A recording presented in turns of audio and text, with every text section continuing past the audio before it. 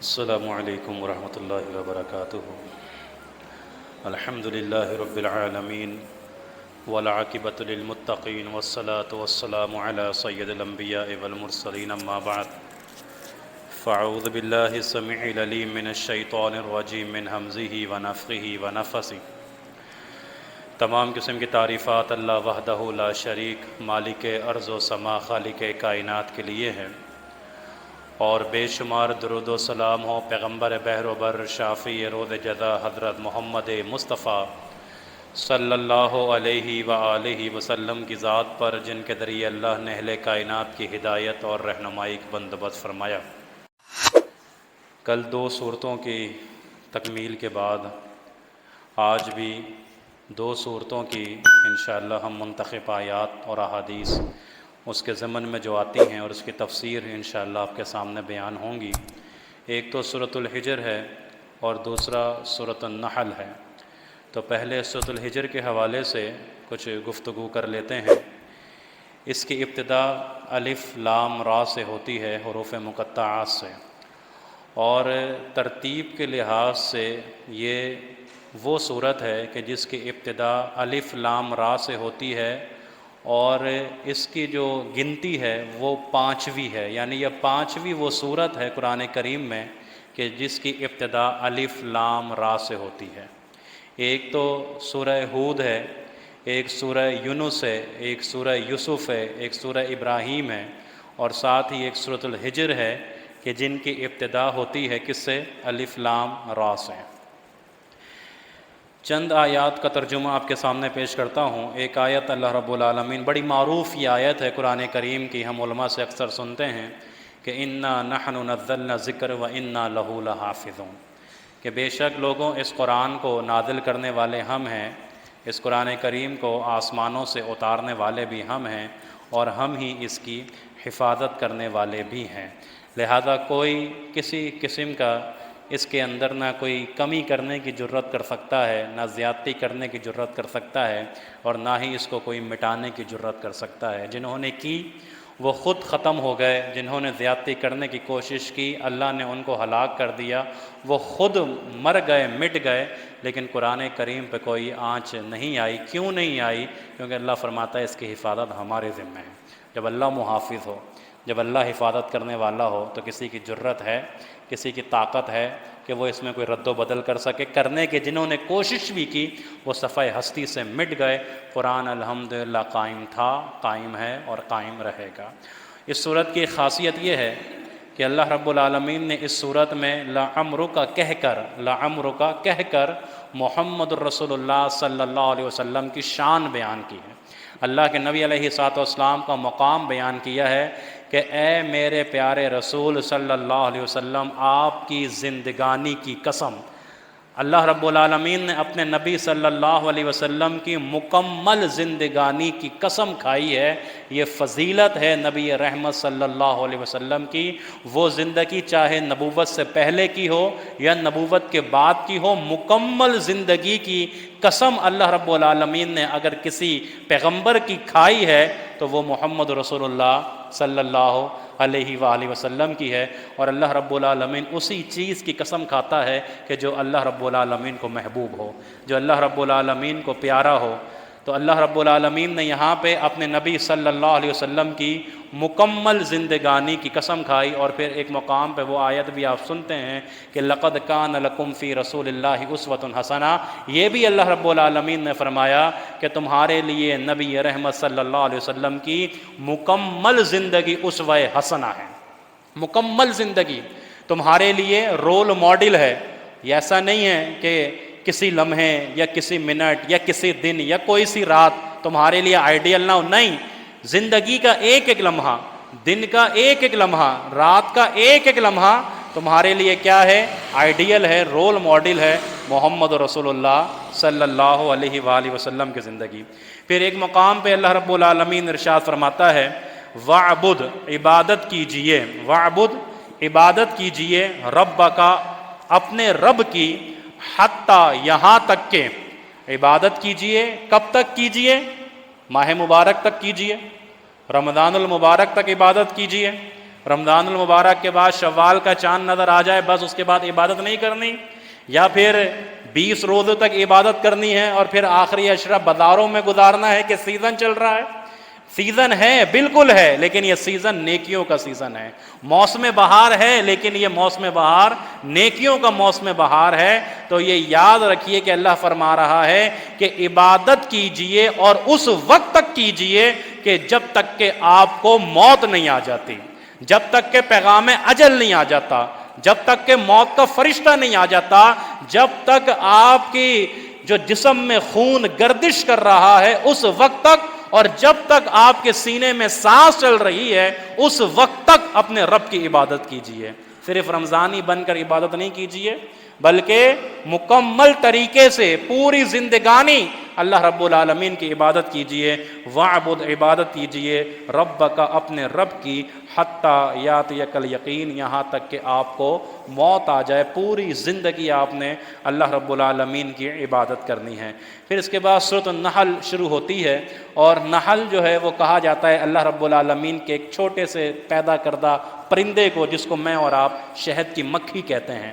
شہد کی مکھی کو نحل کہا جاتا ہے، اور اس سورت میں اس شہد کی مکھی کا ذکر ہے، اس لیے اس کا نام سورۃ النحل ہے۔ اللہ رب العالمین اس میں ارشاد فرماتا ہے خلق الانسان من نطفہ، اے انسان کس چیز پہ تو تکبر کرتا ہے، کس چیز پہ تو گھمنڈ کرتا ہے؟ کیا تو نے نہیں دیکھا کہ اللہ رب العالمین نے تیری پیدائش کس کے ساتھ کی ہے؟ نطفے کے ساتھ، ایک ناپاک پانی کے قطرے کے ساتھ اللہ رب العالمین نے تجھ کو پیدا کیا ہے۔ تو اللہ رب العالمین کے سامنے کھڑا ہو جاتا ہے، جھگڑتا ہے، شرک کرتا ہے، اور جب کہ تو دیکھ رہا ہے کہ تیری پیدائش کس کے ساتھ ہوئی ہے تو تکبر کس چیز کا کرتا ہے؟ ایک ناپاک پانی کے قطرے سے اللہ رب العالمین نے تجھ کو یہ وجود دیا ہے، اللہ رب العالمین نے تجھ کو یہ جسم عطا فرمایا ہے، لہذا گھمنڈ اور تکبر نہیں کرنا۔ اللہ فرماتا ہے والذین یدعون من دون اللہ، یہ لوگ اللہ کو چھوڑ کر ایسے لوگوں کو پکارتے ہیں لا یخلقون شیئا وہم یخلقون، کہ جو کوئی چیز پیدا نہیں کر سکتے، وہم یخلقون، یہ تو خود پیدا کیے گئے ہیں، اموات، یہ مردہ ہیں، یہ زندہ نہیں ہیں، وما یشعرون، اور ان کو تو یہ بھی شعور نہیں ہے کہ ایان یبعثون، کہ ان کو مرنے کے بعد کب اٹھایا جائے گا۔ تم ایسے لوگوں کو کیوں پوچھتے ہو؟ ایسے لوگوں کی عبادت کیوں کرتے ہو؟ تم نے ایسے معبود کیوں بنا رکھے ہیں کہ جو کوئی چیز پیدا نہیں کر سکتے، وہ خود پیدا کیے گئے ہیں، وہ زندہ نہیں ہیں، وہ مردہ ہیں، ان کو تو یہ بھی نہیں پتا کہ وہ کب اٹھائے جائیں گے۔ الہکم الہ واحد، تم سب کا معبود صرف ایک ہے اور وہ اللہ رب العالمین ہے، لہذا اسی اللہ رب العالمین کی عبادت کیا کرو۔ اور اللہ رب العالمین نے ارشاد آگے فرمایا کہ وہی اللہ ہے کہ جن چیزوں کو تم چھپاتے ہو اللہ رب العالمین اس کا جاننے والا ہے، جو چیزیں تم خفیہ رکھتے ہو اللہ رب العالمین اس کو سامنے لانے والا ہے۔ انہ لا يحب المستکبرین، اور اللہ رب العالمین تکبر کرنے والوں کو پسند نہیں کرتا، اللہ رب العالمین گھمنڈیوں کو پسند نہیں کرتا، اللہ رب العالمین فخر کرنے والوں کو پسند نہیں کرتا، اللہ رب العالمین پسند کرتا ہے عاجز رہنے والے کو، انکساری والوں کو، تقوی والوں کو پسند کرتا ہے، کیونکہ المتکبر، یہ صرف تکبر، یہ چادر اگر کسی کو زیب دیتا ہے تو وہ اللہ رب العالمین وہ کہہ سکتا ہے کہ میں ہوں المتکبر، میں ہوں الجبار، میں ہوں القہار۔ اور حدیث میں بھی آتا ہے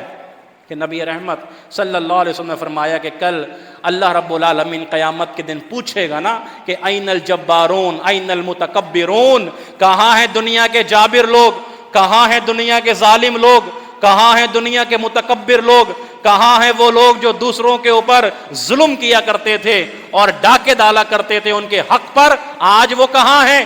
دنیا کے بادشاہ کہاں ہیں کہ جن کو ہم نے زمین پہ کرۂ ارض پر ایک چھوٹی سی زمین عطا کر دی تھی، چھوٹا سا حصہ عطا کر دیا تھا، تو وہ نہ جانے اپنے آپ کو کیا سمجھ بیٹھے تھے؟ بتاؤ آج یوم محشر ہے، بتاؤ آج روز آخرت ہے، بتاؤ آج روز جزا اور سزا ہے، آج کس کی بادشاہت ہے، آج کس کی شہنشاہیت ہے، کسی کو بولنے کی جرت نہیں ہوگی، کوئی ہمت نہیں کرے گا کہ اللہ رب العالمین کے سامنے جواب دے سکے۔ اس لیے اللہ رب العالمین فرماتا ہے، نہ اللہ کے نبی علیہ السلام فرماتے ہیں، اللہ خود کہے گا لوگوں آج کے دن بادشاہت بھی میری ہے، حاکمیت بھی میری ہے، اور میں ہی واحد ہوں، میں ہی قہار ہوں، میں ہی زبردست ہوں، میں ہی جابر ہوں، اور میں ہی متکبر ہوں، کسی کو یہ زیب نہیں دیتا۔ آج تم سب آئے ہو میری بارگاہ میں، اب عدالت لگے گی تو پتہ چلے گا کہ کون کتنے پانی میں تھا۔ اس لیے اللہ نے فرمایا مجھے تکبر پسند نہیں ہے، مجھے گھمنڈی لوگ بالکل پسند نہیں ہیں۔